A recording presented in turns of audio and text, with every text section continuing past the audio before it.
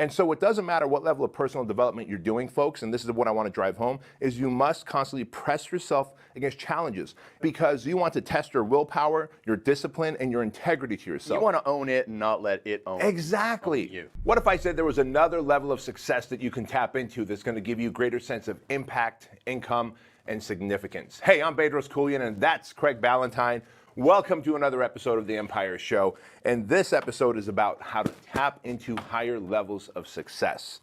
Craigie, you and I have known each other for well over a decade now. Yes. And I got to say, when we were starting out as friends and business partners, I think we really started out thinking small, doing small ebooks and stuff. Yeah. And today we're building empires. Yeah, man. And so there's certainly higher levels of success that we've tapped into. And there always will be.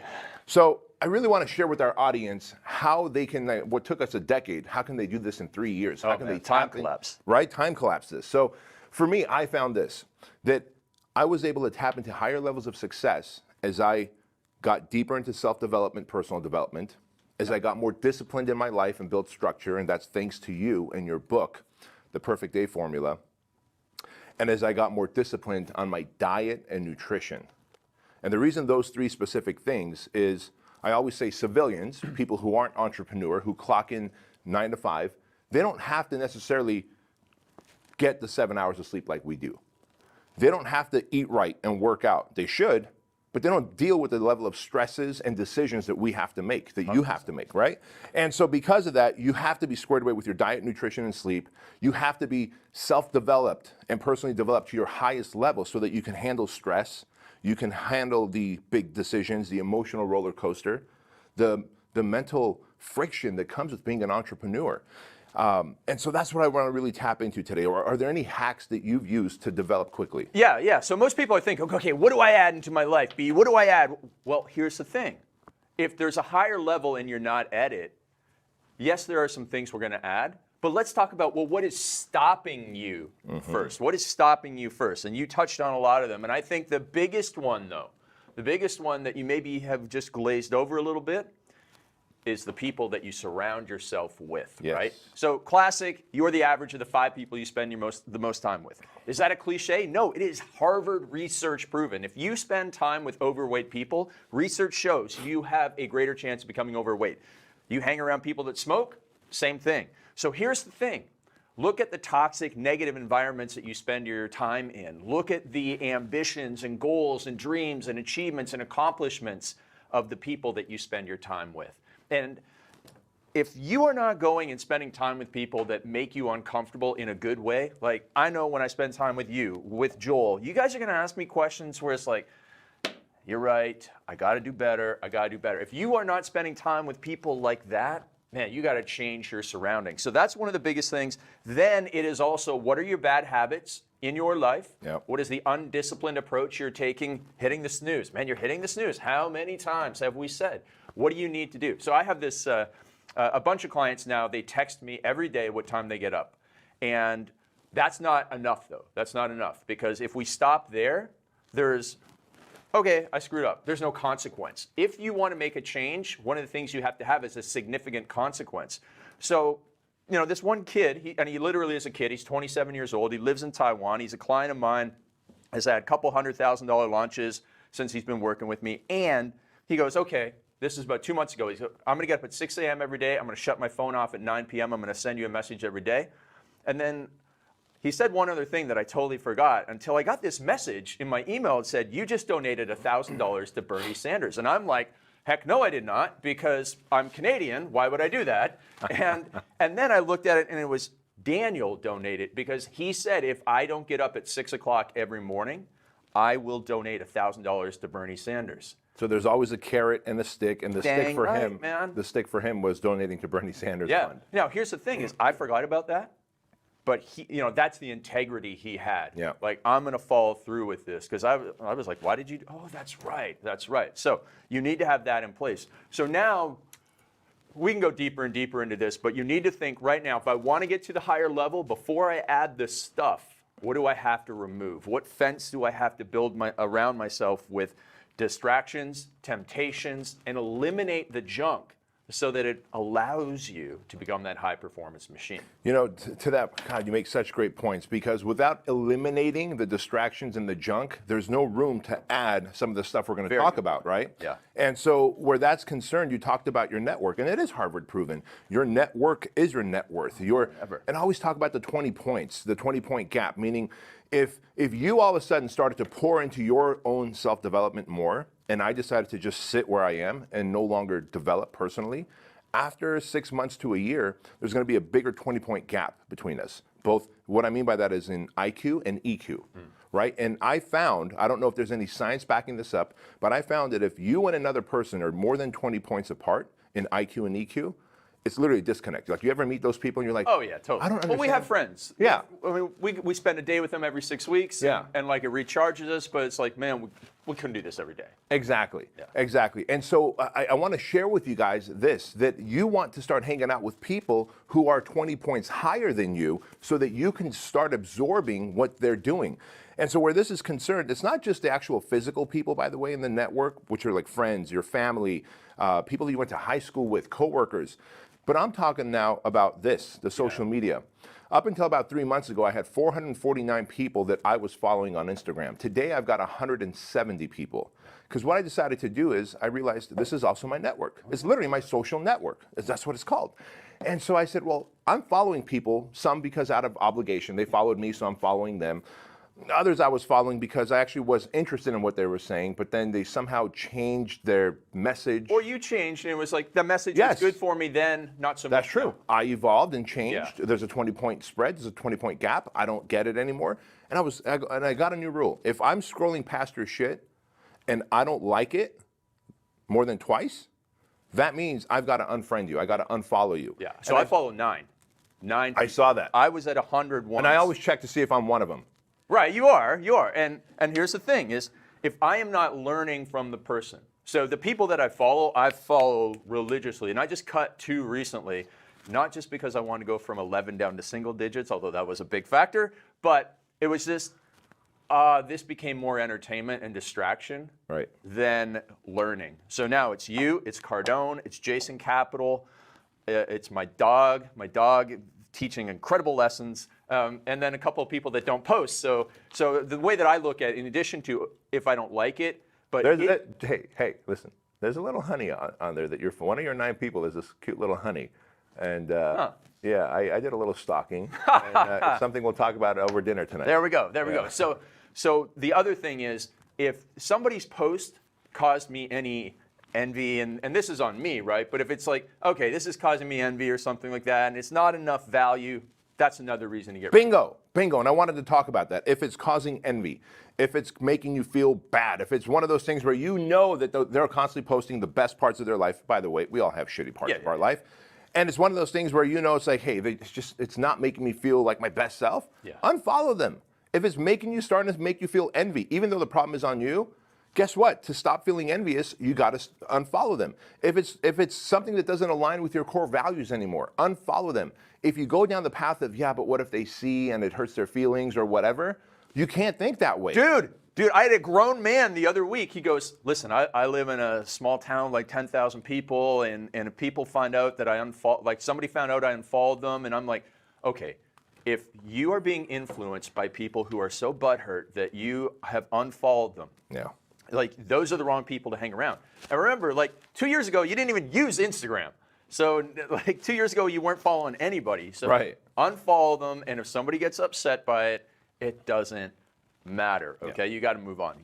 So that's incredible point. So we talked about that. Your network is one of the ways to tap into higher levels of success, and I think another way is these 3 things combined into one: your sleep, your nutrition, and your fitness, your exercise. Absolutely. Let's start with sleep first. Sure. You know, our dear friend Sean Stevenson, not the 3-foot giant who recently died, God bless him. Yeah. But Sean Stevenson, who wrote the Sleep Smarter book, talks about, waking up and drinking 30 ounces of water. But even before that, shutting down all distractions, just like you talk about. What I've learned from you and him was not having caffeine past 2 p.m. Right. Now, I was that guy that would go, well, look, dude, I'm having dinner. If I'm having steak at 6 or 7 p.m., I'm going to have a Diet Coke with it. Mm-hmm. And I would justify it with, caffeine from a Diet Coke is not going to cause enough stimulation for me to stay awake. But it was. And if I'm going to be a fighter jet, and if I'm not a civilian, I'm going into the battlefield of business the next morning, I want to make sure that I have no stimulation in my system when I'm sleeping. I want to have no distractions. I don't want to have looked at my phone and seen what other people are doing, trying, talking about, and then shut it down and go to bed. Right? Because now that's playing on my mind. And so what are some of the key hacks that you use? Like for me, again, it's no caffeine past 2 p.m. Go to sleep by 10 p.m. No phone after 9 p.m. Those are the three big things. And then I do a brain dump. Right before I turn off my phone, everything that I'm thinking about that I want to handle tomorrow, I take it out of my brain and I put it on my notes on my iPhone. And I do those 4 things and I get a better night's sleep. Yeah, 100%. So, you and I on the way over here, we were talking about, I got this Aura Ring thing, you got another app thing. Whoop. Yeah, and so basically the other thing that I think you missed, because you nailed almost everything, is people eating too close to bed. I was that guy. Yeah, and so I can't cook, but sometimes I try and cook frozen grapes. Yeah. And Bedros knows the story about how I asked him for help in cooking frozen grapes. And anyway, so I love to eat a big bowl of grapes after dinner, but man, it's like drinking a liter of water. So you're getting up in the middle of the night. Sure. So I've just stuff like that has helped me. But then the other thing that people really resist, there's two things. One is go to bed at the same time every night, because our bodies love routine. And I just read this book by a PhD, Matthew Walker. It's called Why We Sleep.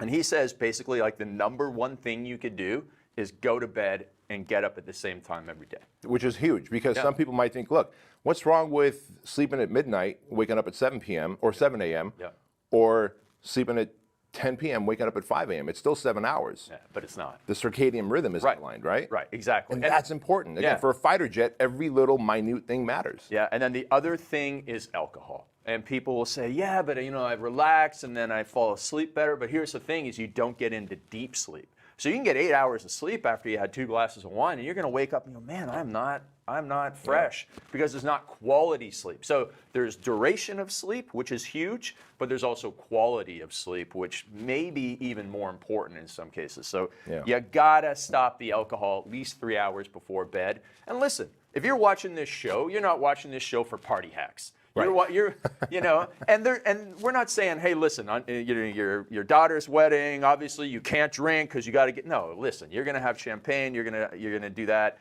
but that can't be like every night I got to have wine. Listen, if you got to have wine every night to fall asleep, you got other issues that you got to deal with. In fact, to that point, let me share something here. Today's Halloween, right? That we're filming these episodes, and our friend Tim Grover, right, Michael Jordan's personal trainer, Kobe Bryant's personal trainer, just put up a post earlier this morning I was watching. He bought giant boxes of M&Ms and Snickers bars. He's like, listen, if you're going to eat chocolate and you're going to give away chocolate, you might as well go all in. Because he says cleaners go all in on everything, right?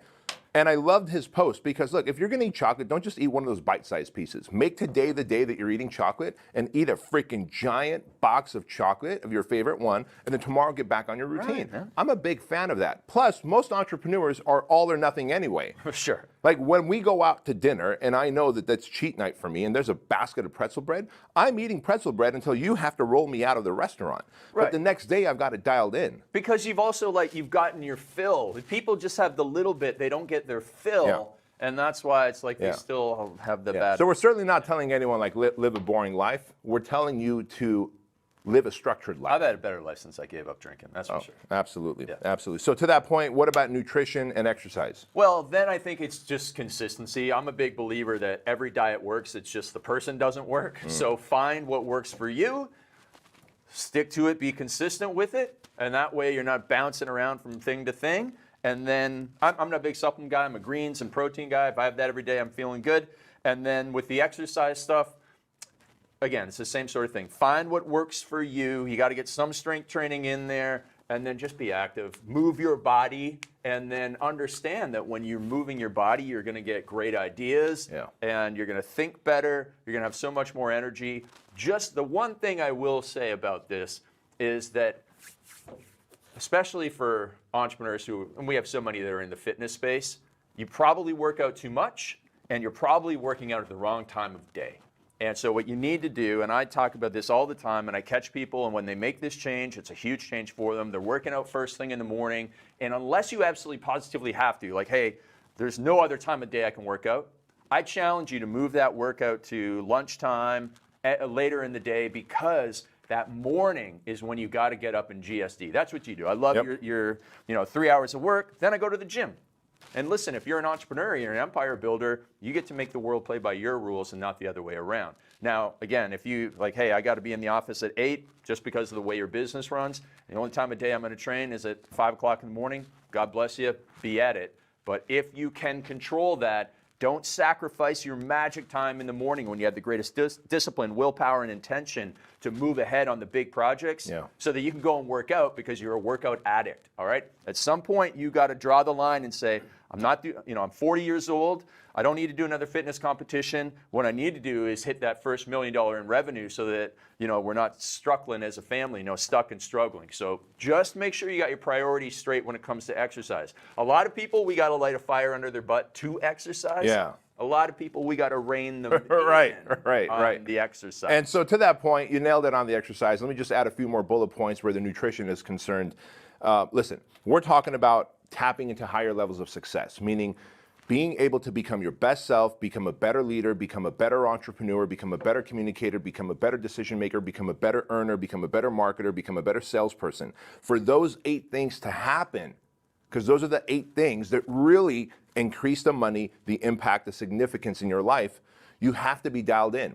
And it's like boiling water. Water boils at 211 degrees. One more degree of boiling, and it turns into steam. At 212 degrees, water turns to steam. Now you can't boil an egg anymore. You can power a locomotive. One more degree of change, and you can have a significant difference in the outcome. And so where that's concerned, those of you that are waking up and you're eating something full of sugar and carbs, consider going greens and protein first thing in the morning. You're gonna be less foggy-headed. You're gonna have less blood sugar spikes.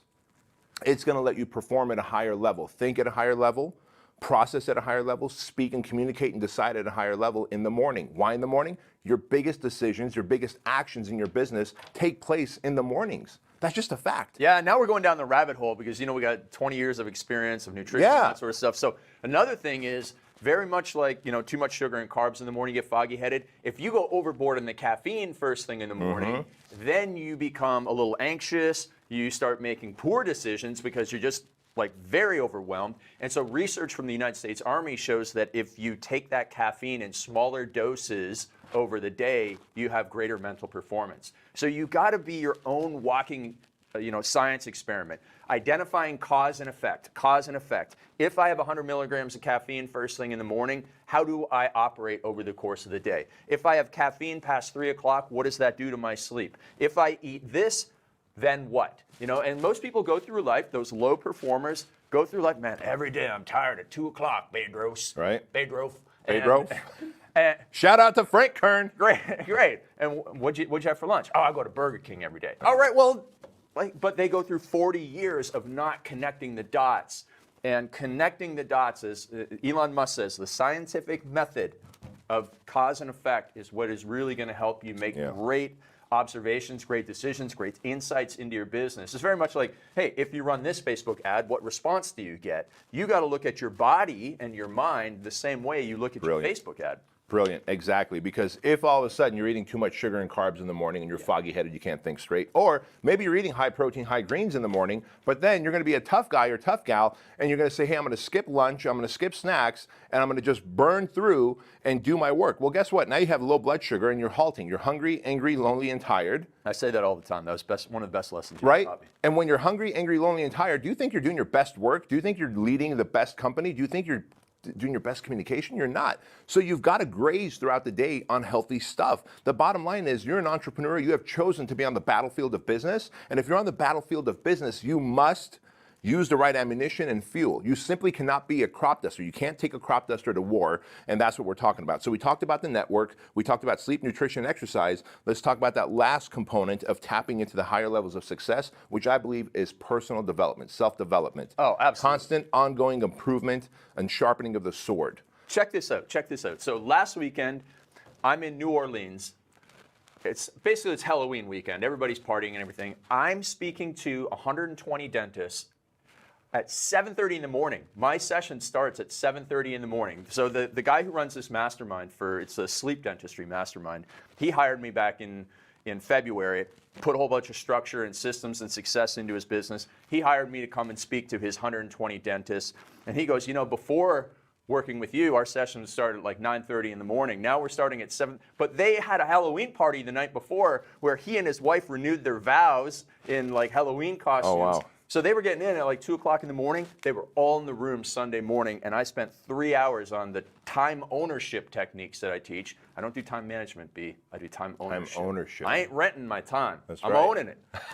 You're not a manager, I'm an owner. Right, I like right, that. right. So those people, though, you could see they were not used to self-development, personal development. Yeah. It's a novel concept to the dentist. And it was an amazing 3-hour session. I was only supposed to do an hour and a half, but he goes, just keep going, keep going. I wasn't sure. I think he was also tired and didn't want to do his own presentation. Yeah. But it was awesome, and it just shows you, like, those people their consciousness was elevated. They had their team members in there. Their team was elevated. They are going to go back, and they are going to now go, holy cow. We thought we were operating at a great level, but there's rings and rings and rings above it, all because of that. And I think one thing that I want to tie back to what you were saying before about how you were using you and I as an example of, like, if one of us is not progressing, that gap will open up. It's interesting, like, how you go and do your personal development. Like, yours is with, like, the project and that type of stuff. I choose my own challenges. They're not the same, so it's not like if you have a business partner, you guys have to be reading the same personal development book or this, that, or the other thing. There's tons of ways to grow. You got to find the one that is not a comfortable way to grow. It's got to be a super challenging way to grow. And we like, for grow example, in discomfort, man. Yeah, That's like I'm going into a room this weekend, a mastermind that I'm in as a client, where there's, I would say that of the 100 people in the room, there's probably the revenues of the room are over $1 billion. Without a doubt. And there's people in there with businesses 30 times the size of mine.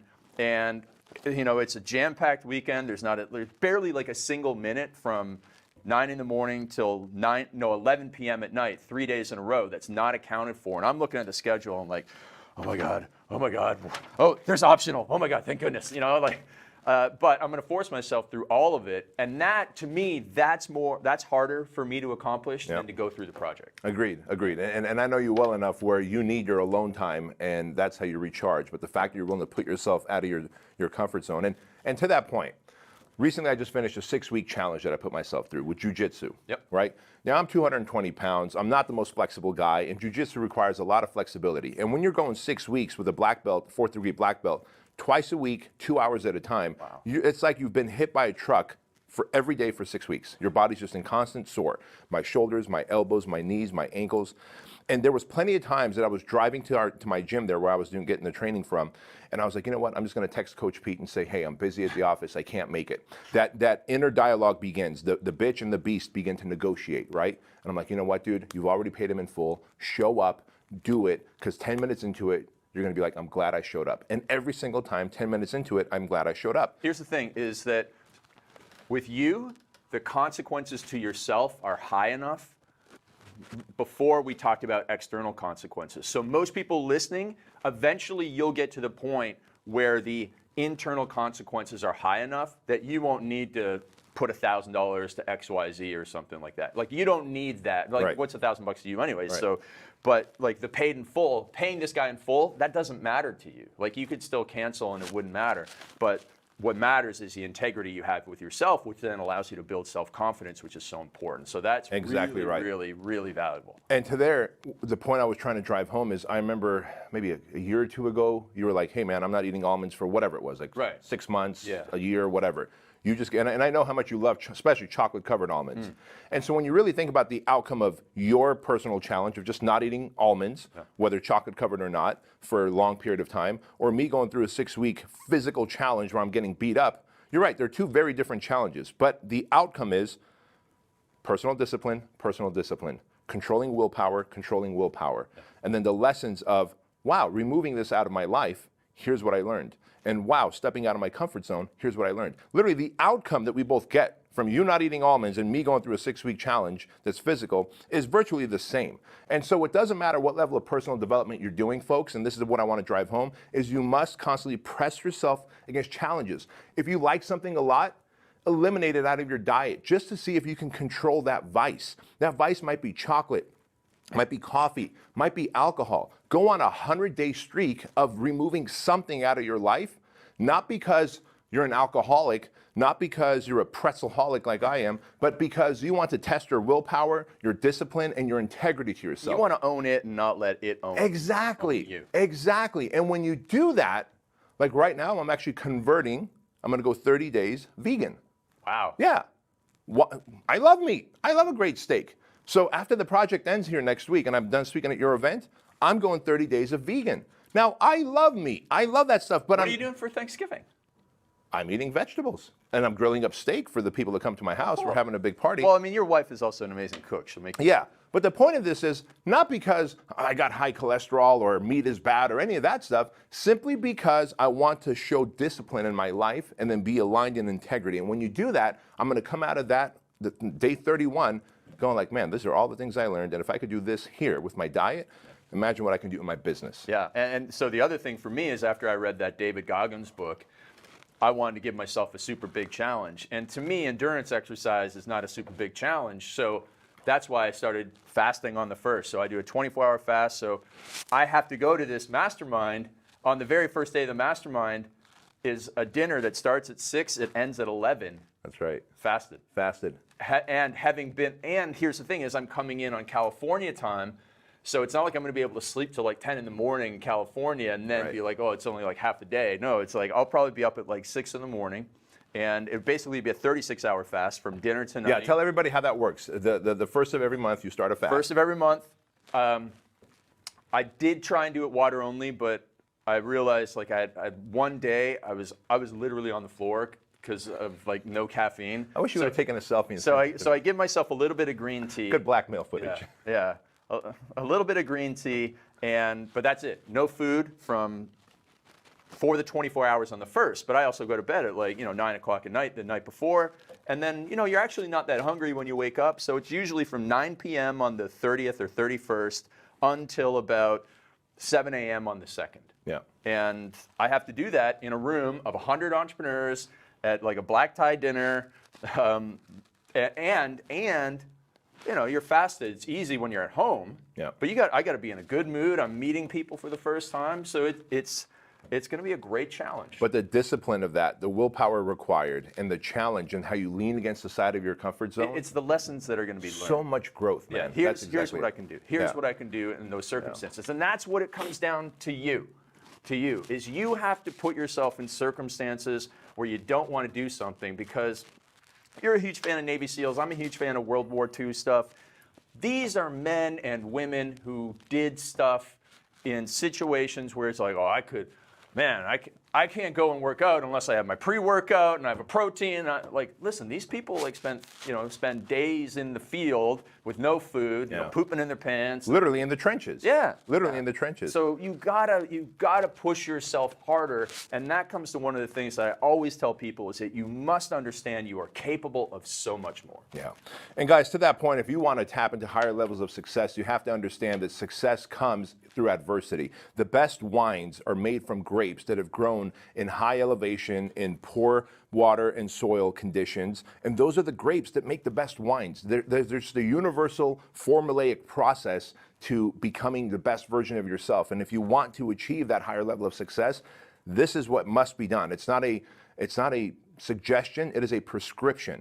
And so with that said, we really appreciate you watching and listening to this episode. And as you know, this is probably one of your top favorite episodes because we come with so much value. We sell you nothing, but we ask for one thing. And that one thing is to take a screenshot, to leave a comment on Stitcher, on iTunes, give us 5 stars. And I want you to take a screenshot, share it in your social media, tag a few friends who should be listening to the Empire Podcast Show, because we are here to help you change, evolve, and become your best selves. We'll see you later.